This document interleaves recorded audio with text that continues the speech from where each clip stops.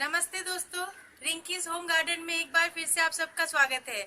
आज मैं आपको बहुत ही पॉपुलर फल चेरी को कैसे गमले या टब में ग्रो करते हैं उसके बारे में जानकारी दूंगी। तो चलिए दोस्तों फिर देख लेते हैं। ये देखिए दोस्तों, ये मेरा चेरी का पौधा है। ये पौधा जब एकदम छोटा सा था तब मैं इसे नर्सरी से खरीद कर लाई थी। ये आप देख ही सकते हैं।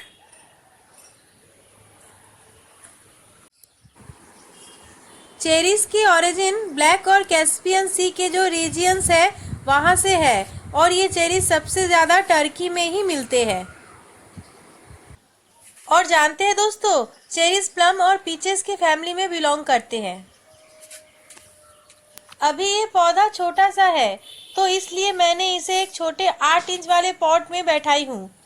अब जब ये थोड़ा बड़ा हो जाएगा तब मैं इसको एक 14 इंच वाले बड़े टब में बैठाऊंगी। ये देखिए दोस्तों, ये मेरा 8 इंच वाला टब है। जब मैंने इसे नर्सरी से खरीद के लाई थी तब मैंने इसे इसी पॉट में बैठाई थी। अब ये जैसे जैसे बड़ा होता जाएगा तब मैं इसे बड़े टब में ट्रांसफर कर दूंगी। दोस्तों, आपके पास अगर अवेलेबल हो तो आप इसे और भी बड़े कंटेनर या ड्रम में बैठा सकते हैं। चलिए चेरीज को पॉटिंग करने के लिए किस टाइप की मिट्टी चाहिए वो जान लेते हैं।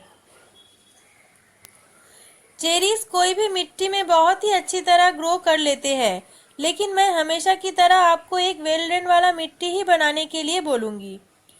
तो आप 1 part garden soil, 1 part silver sand, half part cocopeat और 1 पार्ट वर्मी कॉम्पोस्ट या लीफ कॉम्पोस्ट या फिर 1 साल का पुराना काउडंग कॉम्पोस्ट लीजिएगा। और क्योंकि इनके मिट्टी में अर्थवॉर्म्स, नेमाटोड्स और एंट्स भी होते हैं तो आपको इन मिट्टी में 1 टेबलस्पून थायमेट भी ऐड करना पड़ेगा। और थायमेट यूज करने से आपका पौधे का इम्यूनिटी भी बढ़ेगा। और अगर थायमेट आपके पास ना हो तो ऑर्गेनिक में आप 1 मुट्ठी नीम केक पाउडर भी ऐड कर सकते हैं। अब ये पॉटिंग सॉइल का जो मिट्टी आपने बनाया है उसमें आप 1 टेबलस्पून मस्टर्ड केक पाउडर और 1 टेबलस्पून बोन मिल भी ऐड कर सकते हैं। इन सबको एक संग मिला के उस मिट्टी में ही आपको चेरी के पौधे को बैठाना है। अब दोस्तों, इन पौधे को खाने में क्या देंगे चलिए वो जान लेते हैं।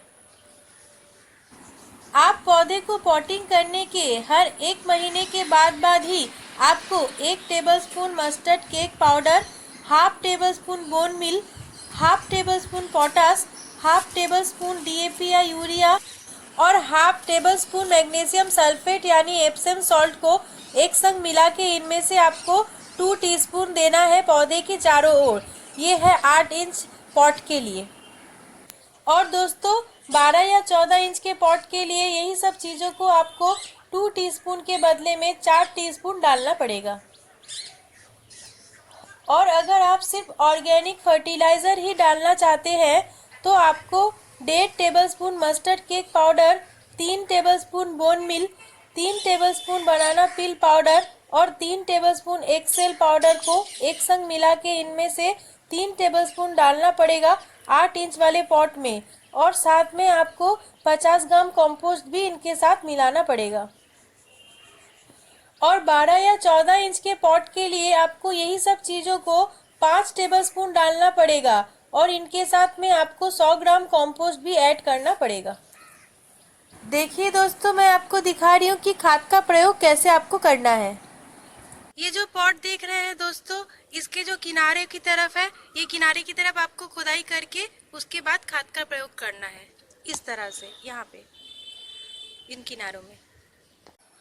और इन खादों के साथ हर 2.5 महीने में एक बार आप 1 टेबलस्पून थायमेट भी मिट्टी में डाल दीजिएगा ताकि मिट्टी का जो कीड़ा और वर्म्स हो वो मर जाए। और ऑर्गेनिक में थायमेट के बदले में आप 2 टेबलस्पून नीम केक पाउडर भी ऐड कर सकते हैं। और जैसे मैं आपको हर बार बोलती हूँ, फर्टिलाइज़र देने के पहले दिन आपको थोड़ा सा मिट्टी को गीला करके रखना है और खाद देने के बाद मिट्टी में थोड़ा सा पानी और डाल देना है। चलिए, खाना तो हो गया, बातें करते हैं इनके कीड़ों के बारे में। चेरीज पौधे में बहुत सारे इंसेक्ट के अटैक होते हैं, जैसे कि mites, aphids, thrips, Japanese beetles और कैटरपिलर्स। लेकिन सबसे ज़्यादा इनमें एफिड्स की अटैक ही होता है। इसीलिए आपको पौधे लगाने के हर 10 दिन बाद ही डाइमेथोएट 30% वाला कोई भी पेस्टिसाइड जैसे कि टफकर, रोगर प्लस या रोगर हर 1 लीटर पानी में 30 ड्रॉप मिला के पौधे को अच्छी तरह स्प्रे करना पड़ेगा। चलिए अब आते हैं फंगल डिजीजेस के बारे में। चेरी पौधे में बहुत सारे फंगल डिजीजेस लगते हैं, जैसे कि black knot, brown rot, powdery mildew, leaf spot और कैंकर। इन सब से बचने के लिए आपको पौधे लगाने के हर 15 दिन के बाद कोई भी फंगिसाइड जैसे कि वेविस्टिन, ब्लाइटॉक्स या फिर साफ हर 1 लीटर पानी में 1 टेबलस्पून मिला के अच्छी तरह शेक करके पौधे पे आपको स्प्रे करना है। और कैंकर के लिए आपको फंगिसाइड का एक पेस्ट बना के कैंकर वाले जगह पे लगा देना है। ये सब करने से ही फंगल डिजीजेस कभी नहीं होंगे चेरी पौधे पर। चलिए अब आते हैं इन पौधे को पानी कैसे दें। चेरी पौधे को पानी बहुत ही पसंद है, लेकिन ज़्यादा पानी से इनका रूट डैमेज होके ये मर भी सकते हैं। तो इनका मिट्टी को आप गीला रखिएगा, लेकिन सौगी मिट्टी एकदम ही नहीं होना चाहिए। और समर्स में अगर आपको पॉट ड्राई हो जाए तो आप इसे सुबह शाम 2 टाइम वाटरिंग कर सकते हैं। और सनलाइट के बारे में याद रखिएगा कि कोई भी फल या फ्रूट्स के पौधे को आपको हमेशा फुल सनलाइट में ही रखना पड़ेगा, क्योंकि इनके पौधे को फल बनाने के लिए बहुत सारे एनर्जी चाहिए। इसलिए अगर इनको आप शेड या सेमी शेड वाले जगह पर रखेंगे तो इनका फ्लावर झड़ जाएगा और इनमें ज़्यादा फल नहीं होंगे।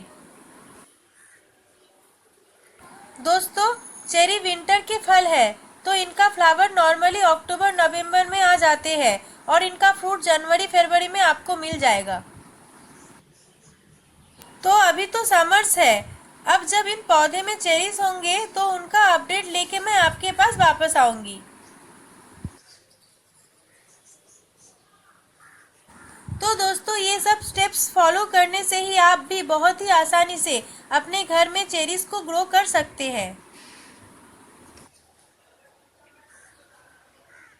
तो आशा करती हूँ दोस्तों ये वीडियो आपको पसंद आया होगा। अगर पसंद आए तो लाइक, शेयर और कमेंट जरूर कीजिएगा और मेरे चैनल को सब्सक्राइब करके बेल आइकन को दबाइएगा, ताकि मेरे वीडियो का नोटिफिकेशन आप तक सबसे पहले पहुंच सके। तब तक के लिए बाय बाय दोस्तों, बहुत ही अच्छे से रहिएगा। मिलते हैं मेरे अगले वीडियो के साथ।